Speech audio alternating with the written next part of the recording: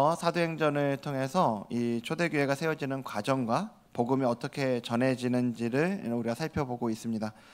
바울의 이 전도 여행을 보면서요, 혹시 우리하고 별로 상관이 없는 것처럼 이렇게 여겨지실지도 모르겠습니다. 우리가 선교사로 막 이렇게 나가기로 헌신되어 있는 것도 아니고 우리가 좀 그런 마음이 들 수도 있어요. 그래서 지금 우리가 나누는 이 이야기들이 다소 좀 딱딱하고 나랑 상관없는 것처럼, 그리고 우리가 지난주에도 말씀드렸던 것처럼 마치 내가 이미 알고 있는 복음을 알고 있는데 맨날 이 이야기가 좀 반복적으로 듣고 있는 것처럼 이렇게 여겨지실지도 모르겠습니다.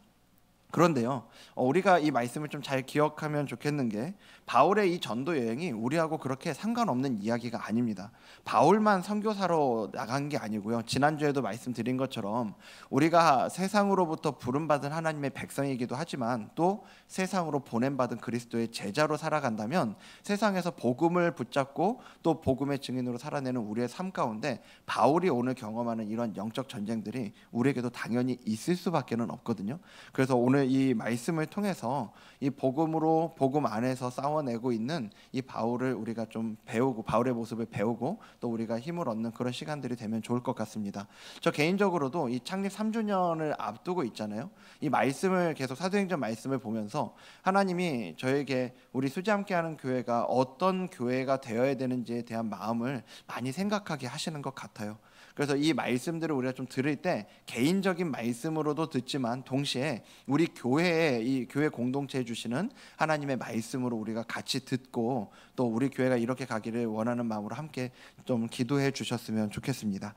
그래서 우리가 이 말씀을 들을 때 바울이 특별해서 이런 일을 하고 있다는 얘기를 하는 게 아니라고 계속 말씀드리잖아요. 바울이 특별해서 이런 일을 한다가 아니라 특별하신 하나님께서 우리 바울을 통해서 이런 일을 하셨고, 그렇게 바울을 통해서 이 일들을 행하신 하나님께서 오늘 저와 여러분의 삶의 자리에서도 그렇게 일하실 거라는 걸 우리가 기대하는 마음으로 이 말씀을 들으셨으면 좋겠습니다. 그런 의미에서 우리 옆에 있는 분들에게 이렇게 인사해 주시면 좋겠습니다. 하나님을 기대합시다. 이렇게 인사하겠습니다. 네. 우리 하나님을 기대하는 마음으로, 하나님께서 바울에게 이렇게 일하셨지, 내 삶 가운데도 이렇게 일하실 거다 기대하는 마음으로 오늘 말씀을 같이 보기 원합니다. 지난주에 이제 바울이 아덴으로 갔잖아요. 아테네요. 그 우상으로 가득한 이 아테네에서 바울은 날마다 복음을 변론했죠. 회당에서도 그랬고요, 장터, 그 아고라라고 하는 장터에서도 가리지 않고 날마다 복음을 변론하던 이제 바울은 사람들에게 이끌려가지고 아레오바고라는 곳에 가서 그 한복판에 서게 됩니다. 오늘 본문 22절인데요. 오늘 본문 22절 빨간색만 읽겠습니다. 시작. 바울이 아레오바고 가운데 서서 말하되. 여기 아레오바고라는 곳이 어디냐면 위치적으로는 이 아테네의 아크로폴리스 서북 쪽에 위치한 바위 언덕이라고 그래요. 근데 이게 단순하게 지리적 장소만을 얘기하는 게 아니라 상징적인 의미가 있는데, 우리로 얘기하면 국회의사당이나 대법원 같은 곳이 여기 아레오바고라고 하더라고요. 오늘 바울은 이 아레오바고 한복판에 서서 자기를 둘러싼 사람들에게 설교를 하는 겁니다. 이 설교는요, 바울이 이 기독교적인 배경이 없는 이들에게 어떻게 복음을 전했는지를 보여주는 아주 중요한 내용이거든요. 무엇보다 먼저 바울은 아테네 사람들이 가지고 있는 이 종교심에 대한 언급으로 이 설교를 시작을 해요. 근데 이 종교심에 대한 언급으로 설교 시작하면서 당신들이 섬기는 건 다 우상이고 당신들은 지옥의 불쏘시개다, 빨리 회개해라, 이렇게 시작하지 않았어요. 그렇게 정죄하면서 시작하지 않고 알 수 없는 신에 대한 제단까지 만드는 그들의 모습을 이야기하면서 그런 그들 모습 이면에 진짜로 당신들이 원하는 건 이거다, 알 수 없는 제단, 알 수 없는 신들에 대한 그 제단을 여러분들이 만들었는데 여러분들이 진짜 구하는 그 신, 진짜 구하는 그 하나님은 바로 내가 알려주겠다 라고 얘기하면서 창조주 하나님에 대한 언급, 그리고 하나님의 일하심, 그 일하심의 정점에 있는 구속주가 되시고 심판주가 되시는 예수님에 대한 이야기를 오늘 하고 있는 거죠. 오늘 우리가 이 바울의 설교를 같이 보기 원하는데요, 이 바울의 설교를 우리가 같이 보면서 두 가지 질문을 가지고 이 설교를 보기 원합니다. 나의 하나님은 내가 만든 신인가 나를 만드신 하나님인가? 라는 이 첫 번째 질문하고요. 두 번째 질문은 나는 이 신앙의 결정적 순간에 주저하지 않고 나아가는가? 라는 이 두 가지 질문으로 오늘 본문을 좀 보려고 해요. 이 두 질문은 이 질문을 우리에게 던져 본다면, 그리고 여기에 대해서 정직하게 대답을 해 본다면요, 우리 신앙의 현 주소를 보일 수 있는 아주 중요한 질문입니다. 자, 그러면 우리가 같이 보기 원하는데, 바울은 이제 아레오바고 설교를 시작하면서요, 너희를 보니 범사에 종교심이 많다라고 하면서 아테네인들의 이 종교성을 인정해 주는데요, 그러면서 동시에 이 종교성의 한계도 동시에 지적을 합니다. 23절 말씀인데요, 보여주시면, 내가 두루다니며 너희가 위하는 것들을 보다가, 그 빨간색만 읽겠습니다. 알지 못하는 신에게라고 새긴 단도 보았으니.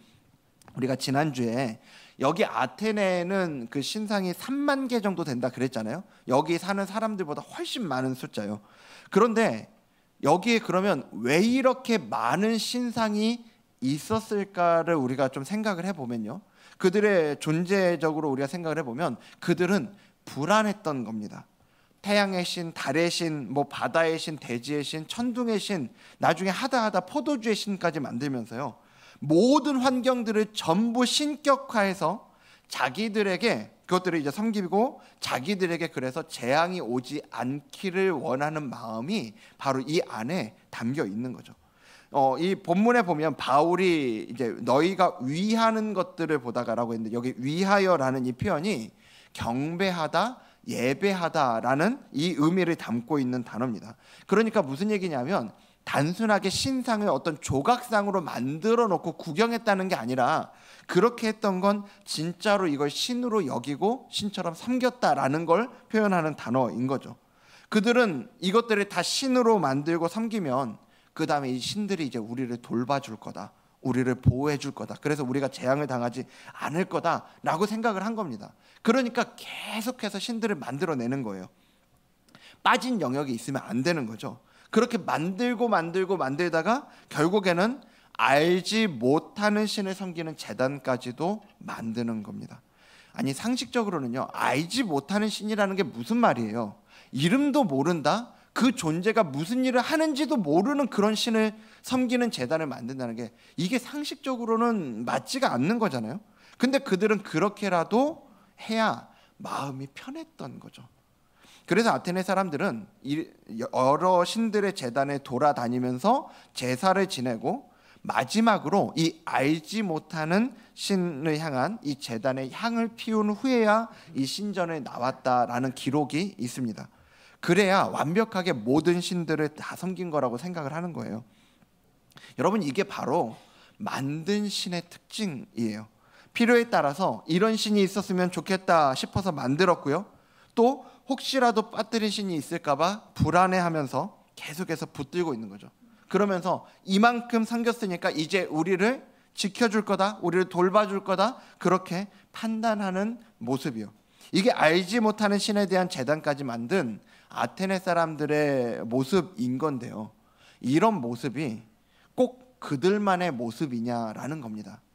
왜 우리도 그럴 때 있잖아요. 중요한 시험을 앞두고 있거나 인생의 중요한 문제들, 어려움들이 있을 때, 그때 우리 정말 하나님을 간절하게 구하고 찾는 일들이 있죠. 뭐 모든 상황이 다 그런 건 아닌데 40일 금식 기도 같은 게 뭐 괜히 나온 얘기는 아니잖아요. 저도 그런 경험이 있습니다. 저도 여기 아테네 사람들처럼 이렇게 했던 그 경험이 있는데, 고3 때 그랬어요. 그때 제가 정말 신실하게 신앙생활을 했거든요. 그때는 왜 경험하신 분들 계실 텐데, 주일에 선택지가 없었습니다. 의무적으로 자율학습을 하는 그런 시간이 있었는데, 그때도 선생님한테 허락을 받아서 친구들 데리고 예배를 꼬박꼬박 드리러 갔었고요. 그리고 그때는 이 고3 1년 내내 새벽 5시만 되면 알람을 안 맞춰도 눈이 떠지는 겁니다. 새벽 5시에 일어나서 제가 뭘 했겠습니까? 경건하게 큐티하고 기도하고, 정말 그렇게 신실할 수가 없었어요. 근데 그때 저한테 하나의 이 공식이 있었거든요. 그 학창 시절에 제가 가지고 있었던 이 공식이 뭐냐면, 신앙생활을 잘하면 하나님이 좋은 성적을 주시더라, 이 공식이 있었던 겁니다. 근데 진짜로 그랬어요. 제가 신앙생활을 조금 등한히 하면 희한하게 성적이 안 나왔고요, 신앙생활 좀 열심히 하는 것 같으면 성적이 잘 나오더라고요. 이 공식대로 정말 그 학창 시절을 잘 보냈는데 그 공식이 처음 깨진 게 언제냐면 수능이에요. 이 수능 당일에 이 본 수능에서 제가 예상한 점수하고는 아주 다른 점수가 나오더라고요. 이럴 수는 없는 거죠. 하나님이 정말 제가 1년 동안 하나님 앞에서 어떻게 살았는지를 보고 계셨다면 절대로 나올 수 없는 이런 상황을 제가 그때 좀 경험을 한 겁니다. 그때 그 실망감은요 말로 다 할 수가 없어요. 근데 이제 그 수능이 지나고 그 굉장한 실망감을 가지고 이렇게 계속 그래도 교회는 가야 되니까 다니고 있는데, 그때 수련회 갔다가 저희 담당 전도사님하고 이런 얘기를 좀 하게 됐어요. 그러면서 제 안에 있는 이 막 그 마음의 서운함과 하나님이 이럴 수는 없는 것 같다 막 이제 이런 얘기들을 하고 있는데, 전도사님이 이렇게 쭉 들으시더니 그 다음에 저한테 이렇게 좀 얘기를 하시더라고요. 종혁아, 지금까지 네가 믿고 있던 하나님은 어떤 분이었는지 한번 생각해 보면 좋겠다. 혹시 알라딘에 나오는 그 램프의 지니 같은 그런 하나님은 아니었냐? 라고 저한테 물어보시더라고요. 제가 한 번도 그렇게 생각해 본 적이 없거든요. 그런데 그때 그 이야기를 통해서 나는 하나님 알고 있다고 생각했고, 나는 하나님 제대로 믿고 있다고 생각을 했는데, 그 시간을 통해서 이제 제 어떤 이 신앙의 모습을 좀 보게 된 겁니다. 제가 믿고 있었던 하나님은 제가 믿고 싶은 하나님이었고요, 제가 만든 하나님을 믿고 있었다는 걸 그 수능을 통해서 알게 되더라고요. 뭐 제 경우에는 수능을 통해서 이제 그걸 알게 됐었는데요, 그 외에도 우리 각자가 가지고 있는 그 삶의 여러 문제들에 대한 불안함, 어떤 그 두려움들이 자꾸 우리가 그 자리로 가게 만드는 부분들이 분명히 있어요. 우리가 필요에 따라 만들어진 그 하나님을 섬기게 하는 자리로 우리를 이렇게 밀어내는 것들이 있습니다. 그래서요, 우리가 바른 신앙생활을 하기 위해서 그 무엇보다 선행돼야 되는 게 있는데요, 하나님을 바르게 아는 겁니다. 하나님을 바르게 아는 이 믿음이 우리에게 필요한 거죠. 진짜 믿음은 내가 믿고 싶은 하나님을 믿는 게 아니고요, 성경을 통해 하나님이 우리에게 알려주시는 바로 그 하나님을 믿는 게 바른 믿음, 바른 신앙이라는 거죠. 그런 면에서 오늘 우리는 이 아테네 사람들에게 바울이 하나님을 어떤 분으로 소개하고 있는지 우리가 좀 주목해서 볼 필요가 있습니다. 23절을 좀 다시 보여주시면, 그래서 바울이 그들의 이 종교심의 한계를 이야기하면서 이렇게 얘기하는 거죠. 여기 빨간색 같이 읽겠습니다. 시작. 그런즉 너희가 알지 못하고 위하는 그것을 내가 너희에게 알게 하리라. 내가 너희에게 알게 하겠다. 뭐를요? 너희가 알지 못하고 섬기는 그 신이, 너네가 어떤 분인지도 모르고 섬기는 그 신이 정말 어떤 분인지 내가 알려줄게. 이러면서 이 설명을 시작을 하는 겁니다. 자, 그러면서 24절부터 그 설명을 시작하고 있는데, 24절은 우리 전체 같이 읽겠습니다. 시작. 우주와 그 가운데 있는 만물을 지으신 하나님께서는 천지의 주제시니 손으로 지은 전에 계시지 아니하시고. 아멘. 바울이 아테네 사람들에게 가장 먼저 소개하고 있는 하나님은 어떤 분이냐? 우주와 만물을 지으신 창조주 되시는 하나님을 소개하고 있어요. 여러분, 아테네에 있는 3만 개나 되는 이 신상들을 다 누가 만든 겁니까? 사람이 만들었죠. 사람이. 그런데 이건 너네들이 만들었는데 진짜 신은 다르다는 거예요. 우리 하나님은 만들어진 게 아니라 모든 것을 만드신 분이라고요. 온 우주와 그 가운데 있는 만물을, 그리고 우리 인간까지도 만드신 분이라고 얘기를 하고 있는 겁니다. 인간이 만든 신이 아니라 인간을 만드신 하나님이라고요. 그래서 아테네의 신들은 만들어진 신이기 때문에 다 신전 안에 갇혀 있잖아요. 근데 하나님은 이 세상을 만드신 분이시기 때문에 어디에도 제한받지 않으시고 갇혀있지 않으신 분이다라는 겁니다. 그러면서 25절에 이어서 또 계속해서 설명합니다. 25절도 우리 전체 같이 읽겠습니다. 시작. 또 무엇이 부족한 것처럼 사람의 손으로 섬김을 받으시는 것이 아니니, 이는 만민에게 생명과 호흡과 만물을 친히 주시는 이심이라. 아멘. 여기서 이야기하고 있는 건요, 하나님은 무엇이 부족해서 우리의 섬김을 받는 분이 아니고 오히려 우리에게 모든 것을 주시는 분이라고 얘기합니다. 아테네 사람들이 왜 그렇게 제사를 드렸어요? 왜 그렇게 제물을 드리고 헌물을 드렸어요? 제사를 안 드리면, 이것들을 드리지 않으면, 그 섬김이 없으면 이 신들이 화를 낸다고 생각했거든요. 그래서 이 헌물을 많이 바쳐야 신이 기뻐한다고 생각하는 거예요. 그런데 하나님은 그런 분이 아니라는 겁니다. 뭔가 부족해서 우리가 드리는 걸 받으시는 분이 아니고요. 오히려 하나님은 완전하신 분이라고요. 오히려 완전하시기 때문에 자존하신다라는, 우리가 이런 표현을 쓰잖아요. 자존하신다는 건 뭐예요? 스스로 계신다, 스스로 완전하신 분이라는 거예요. 어떤 것에 영향도 받지 않으시고 어떠한 도움도 필요 없이 존재하시는 분이 우리 하나님이시다라는 겁니다.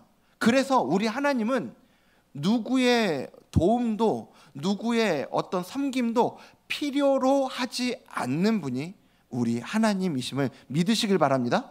네, 그래서 하나님은 우리의 섬김을 필요로 하는 분이 아니라 오히려 우리에게 모든 것을 주시는 분이라고요. 제가 지난주에 설교하면서 하나님은 우리의 일부를 요구하시는 게 아니라 우리의 모든 것을 요구하시는 분이라고 말씀드렸잖아요. 그때 마음이 어려운 분들이 좀 계셨을지 모르겠는데, 오늘 이 말씀으로 균형을 잡으시면 좋겠습니다. 이 모든 것을 우리에게 원하시는 분 맞아요. 그런데 그게 우리의 뭐가 부족하셔서 뜯어내시기 위해서 필요한 게 아니라 오히려 정말 우리에게 복된 것이 어떠한 건지를 아시기 때문에 진짜 복을 우리에게 주시기 위해서 우리의 모든 것을 원하시는 분이라고요. 우리가 어떠한 것들을 드린다고 하나님을 만족시킬 수 없습니다. 오히려 하나님이 우리를 만족시켜 주시는 분이라는 걸 우리가 그거를 기억해야 되는 겁니다. 생명도, 우리가 오늘 지금 이렇게 호흡하고 있는 우리의 이 호흡도, 지금까지 우리가 살아오면서 우리가 경험하고 우리가 가졌던 그 모든 것들 다 우리 하나님께서 우리에게 주셨다는 거죠. 그러면서 사도 바울은 28절에서 이렇게 얘기합니다.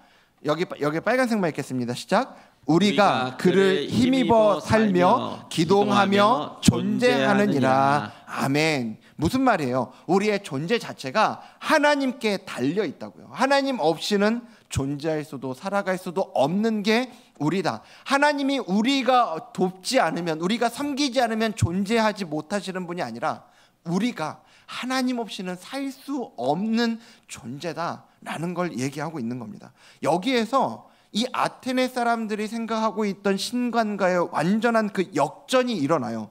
아테네 신들은 인간이 뭔가를 바쳐야 기뻐하고 만족하고 보답하는 존재인데, 성경이 우리에게 말씀하고 있는 하나님은요, 우리에게 무언가를 받기 원하시고 필요로 하시는 분이 아니라 우리에게 오히려 모든 것을 주시는 분인 거예요. 그러니까 하나님이 우리의 이 섬김을 우리로 하여금 하나님께 무언가 드리기를 원하시는 건 오히려 우리를 사랑하시기 때문에, 우리에게 복을 주시기 위해서 하나님이 우리와 가까이 하기를 원하신다라는 걸 우리가 기억해야 된다는 겁니다. 우리가 하나님께 무언가를 드려야지 하나님이 우리를 사랑하시는 게 아니고요, 하나님이 우리를 먼저 사랑하셔서 우리를 위해 모든 것을 주셨다고요. 심지어는 그 아들까지.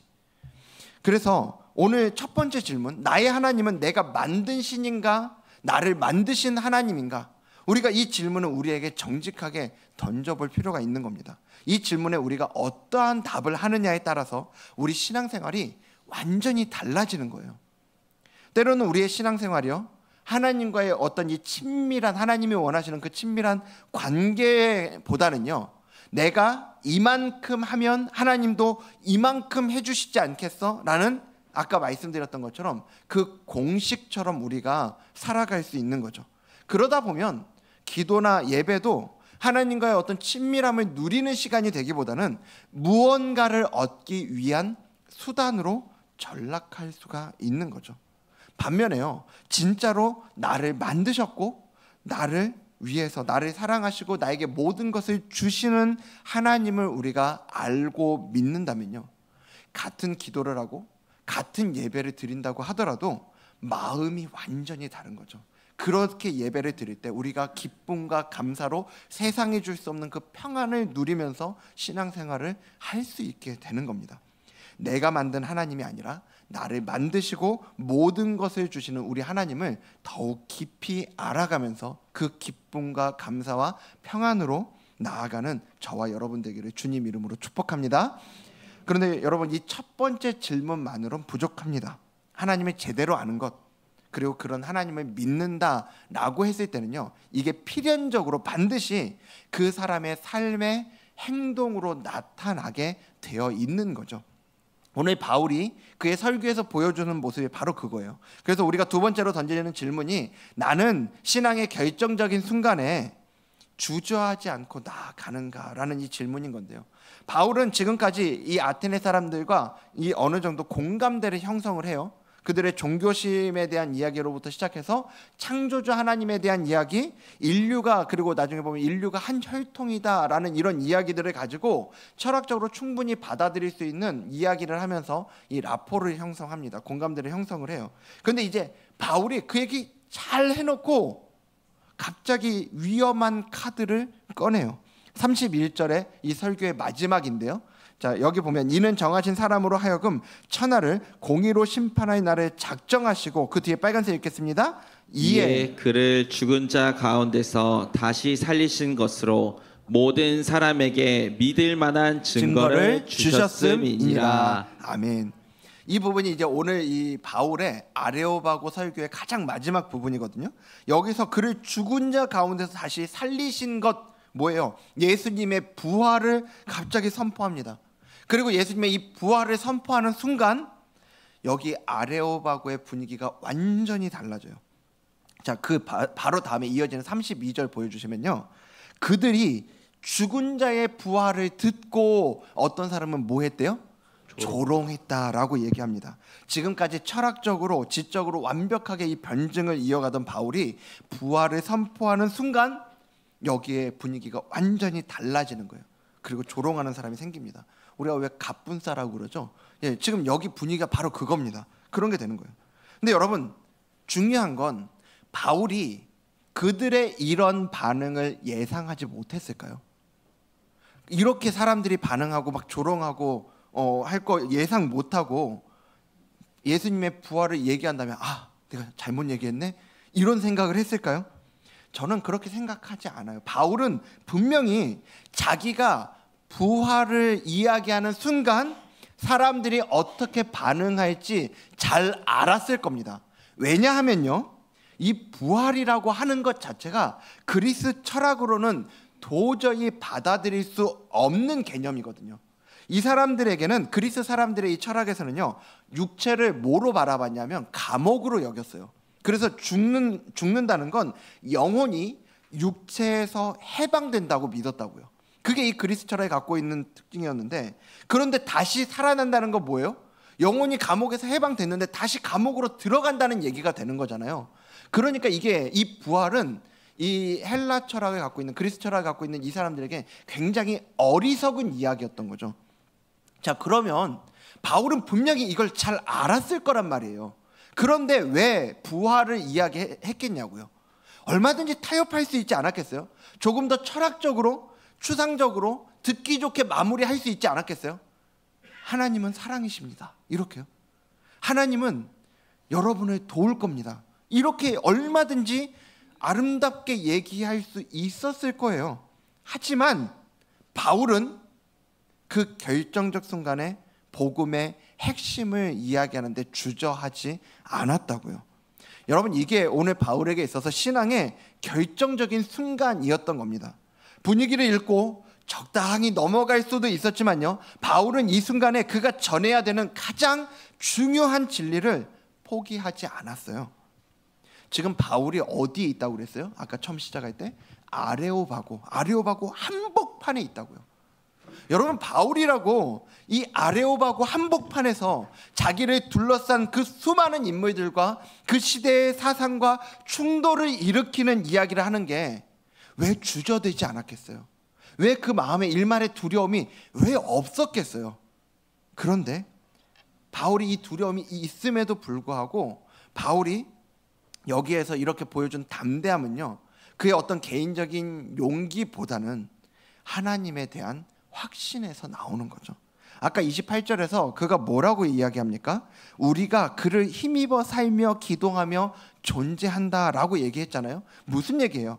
나는 하나님 안에 살고 있다. 천지를 만드신 하나님이 이 시간 나와 함께하고 계신다. 모든 결과가 하나님께 달려있다. 이 고백이 지금 이 믿음이 이 고백 안에 담겨 있는 거 아닙니까? 바울에게는 이런 믿음이 있었기 때문에 조롱받을 거를 알면서도 부활을 선포할 수 있었던 거죠.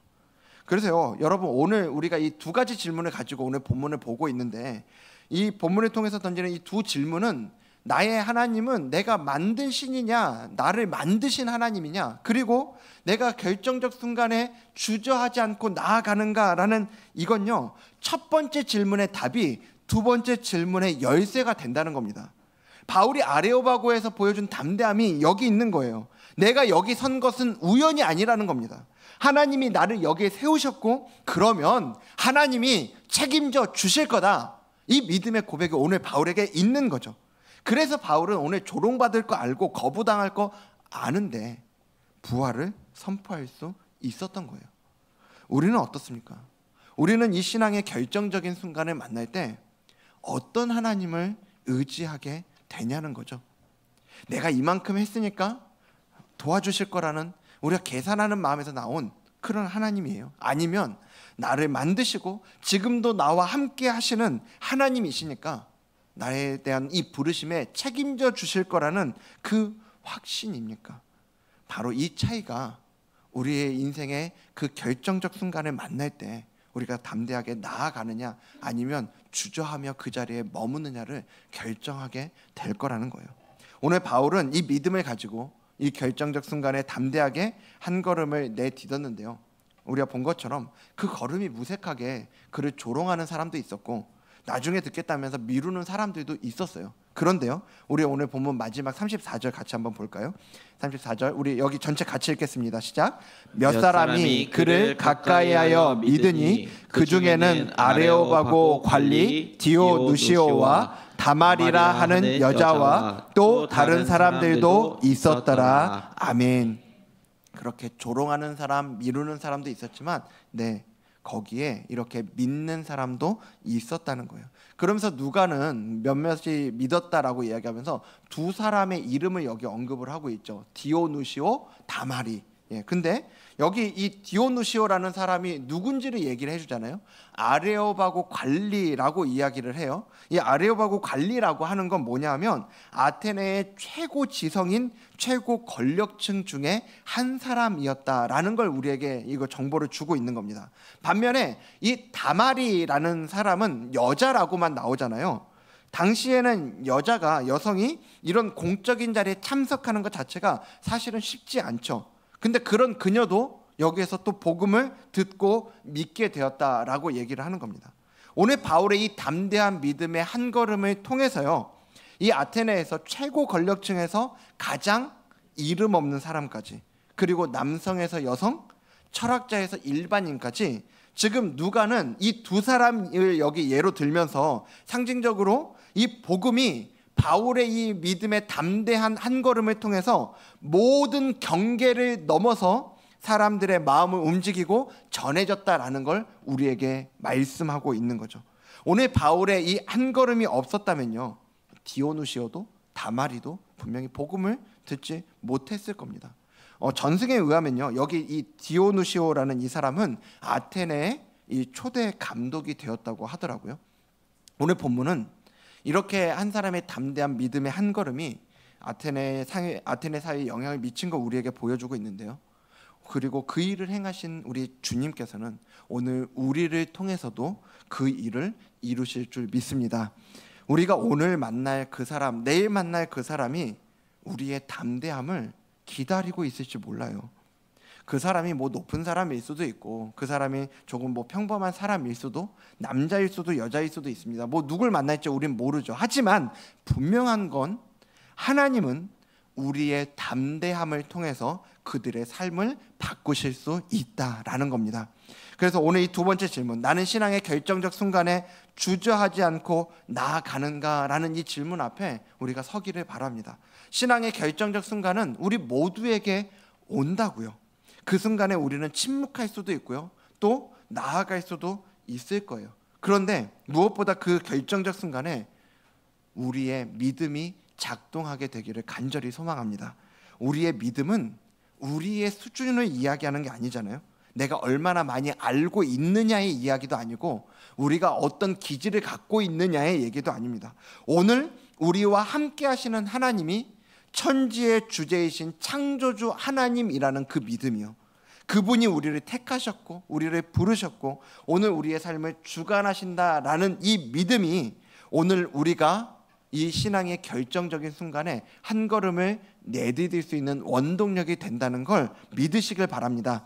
그 믿음에서 나오는 담대함으로 우리가 한 걸음을 내디디며 나아갈 때 오늘 우리의 그 담대함을 통해서 또 다른 우리의 삶 가운데 주변에 있는 디오누시오와 다마리를 만나게 하시고 또 그들 가운데 역사하시는 하나님을 경험하는 저와 여러분 되기를 주님 이름으로 축복합니다. 말씀의 결론 맺겠습니다. 계속 말씀드린 것처럼 오늘 나를 만드신 하나님을 우리가 알 때 우리의 삶의 결정적인 순간에 담대히 나아갈 수 있다라는 걸 기억했으면 좋겠습니다. 오늘 우리의 아레오바고는 어디입니까? 그게 오늘 우리의 가정에서 만날 바로 우리의 가족 앞일 수도 있어요.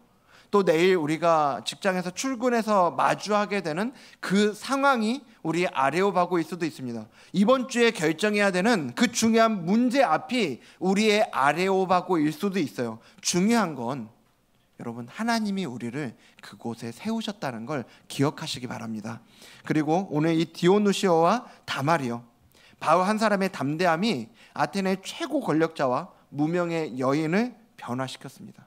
우리의 담대함도 누군가의 삶을 변화시키는 하나님의 도구가 될 수 있다는 걸 우리가 기억했으면 좋겠습니다. 우리가 이번 주에 만날 그 사람들을 생각해 보자고요. 우리의 가족들, 우리 직장 동료들, 우리의 이웃들이요. 그들이 우리의 담대함을 지금 기다리고 있을 겁니다. 바로 그들이 오늘 본문에 나오는 또 다른 디오누시오가 되고 또 다른 다마리가 될 수 있다는 걸 우리가 기억해야 된다고요. 나를 만드신 하나님이 오늘 나와 함께 하신다라는 그 믿음으로, 그 믿음의 담대함을 가지고 믿음의 한 걸음을 내디딜 때 우리를 통해서 일하시는 하나님을 경험하는 저와 여러분의 한 주가 되기를 주님 이름으로 축복합니다. 오늘 말씀 기억하면서 우리 함께 찬양하며 나아가기 원하는데요, 내가 하나님 안에 살고 있고 하나님이 나와 함께 하신다라는 이 믿음의 고백으로 우리가 이 세상 가운데 하나님, 내가 믿음으로 살아내겠습니다 라는 그 믿음으로 우리가 함께 세상 흔들리고 찬양하며 나아가도록 하겠습니다. 세상 흔들리고 사람들은 변하여 나는 주를 섬기리. 주님의 사랑은 영원히 변하지 않고. 그래서 우리는 이렇게 고백합니다. 오직 믿음으로,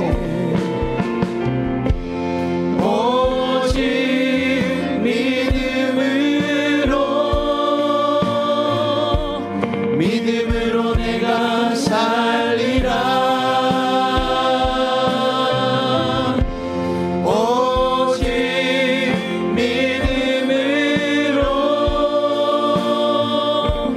믿음으로 내가 살리라. 믿음 흔들리고 믿음 흔들리고 사람들 주를 떠나라도 나는 주를 섬기리. 우리 주님의 나라는 영원히 쇠하지 않을 겁니다. 주님의 나라는 영원히 쇠하지 않네. 나는 주를 신뢰해. 오직 믿음으로, 오직 믿음으로 내가 살리라. 믿음으로 내가 살리라.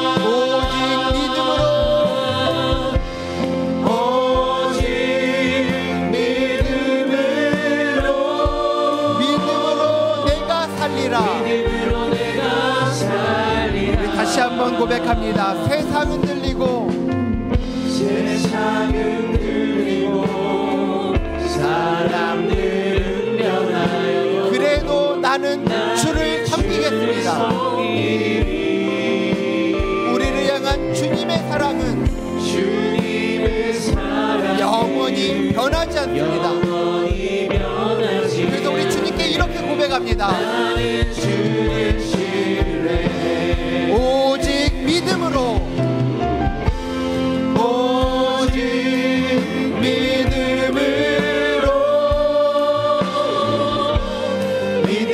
내가 살리라. 오직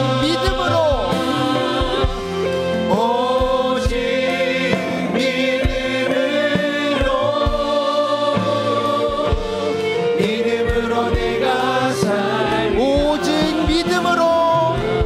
우리 다 함께 자리에서 일어나서 찬양합니다.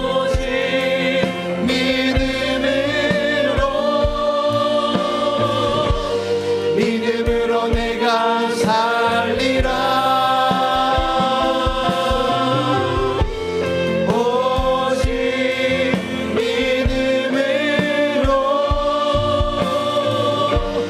믿음으로 내가 오직 의인은 오직 의인은 믿음으로 말미암아 살리라. 오직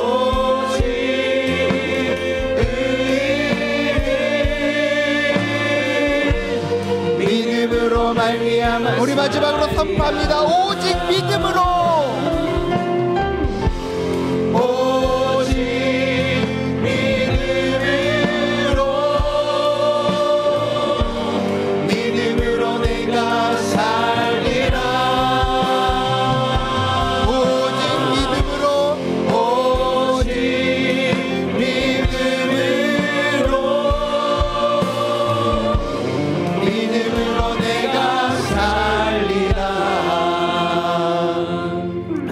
같이 말씀을 기억하면서 기도하며 나아가기 원합니다.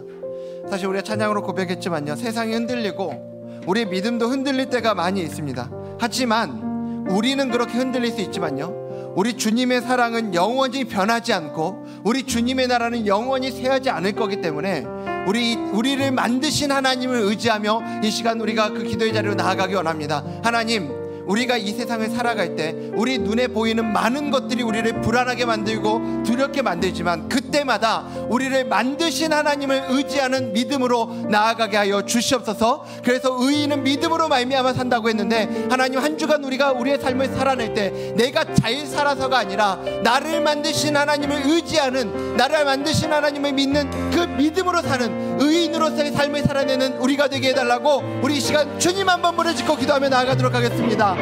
주여